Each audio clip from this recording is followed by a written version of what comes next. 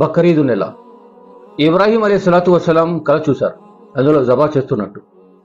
మరునాడు 100 ఒంటెల్ని అల్లా మార్గంలో జబా చేసి కుర్బానీ ఇచ్చారు. రెండోసారి మళ్ళీ కల చూశారు, జబా చేస్తున్నట్టు.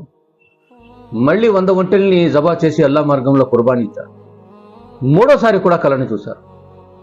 ఇబ్రాహీం అలైహిస్సలాతు వస్సలాంకి అర్థమైపోయింది, ఎందుకంటే ఇతను అల్లాహ్ యొక్క ప్రవక్త కదా.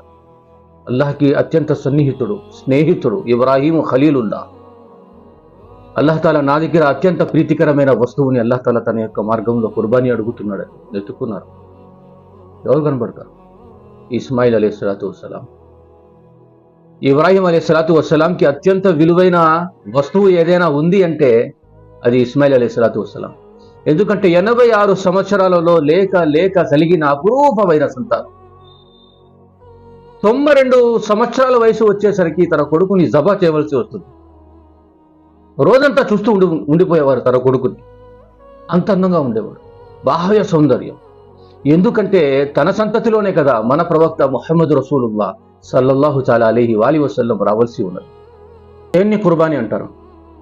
అల్లాహ్ తాలాని సంతుష్టపరచడానికి సాక్రిఫైస్ చేయడం, అల్లాహ్ తాలాని ఇష్టపరచడానికి, సంతుష్టపరచడానికి ఎంత దూరమైనా సరే వెళ్ళడం, ఏం చేయడానికైనా సరే సిద్ధపడిపోవడం సలాతు వస్సలాంలో మెండుగా ఉన్నాయి.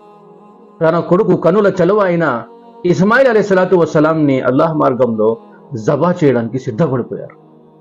భూమి మీద పడుకోబెట్టి, నడు మీద కాలు పెట్టి, ఒక చేతితో జుట్టు పట్టి లాగి, ఒక చేతితో కత్తి పట్టి మెడ దగ్గర పెట్టి, ఆకాశం వైపుకి తల ఎత్తి చూసి, ఏ అల్లా, నువ్వు అనుకున్నావా నీ ప్రేమ కన్నా నా కుమారుడు ఇస్మాయిల్ ప్రేమ ఎక్కువైపోయిందని?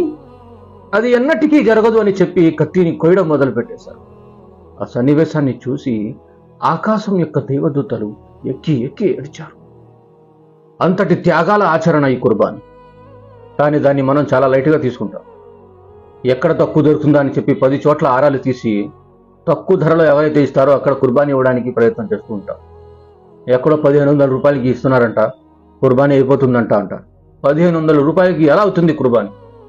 కొద్దిగా అయినా సెన్స్ ఉండాలి. 5 కేజీలు మాంసం రాదు, కుర్బానీ ఎలా అవుతుంది? ఆ పశువు కుర్బానీకి అర్హత కలిగి ఉందా లేదా అన్న ఆలోచన కూడా అవసరం లేదు. కుర్బానీ ఇచ్చే పశువు మీ కంటికి కనువింపుగా కనబడాలి, అందంగా కనబడాలి. దాన్ని జబా చేయాలంటే మీ మనసు అంగీకరించకూడదు,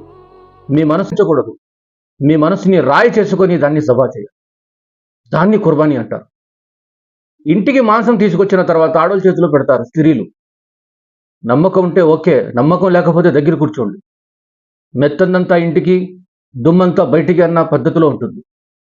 ప్రతి అవయవంలో 3 వాటాలు రావాలి.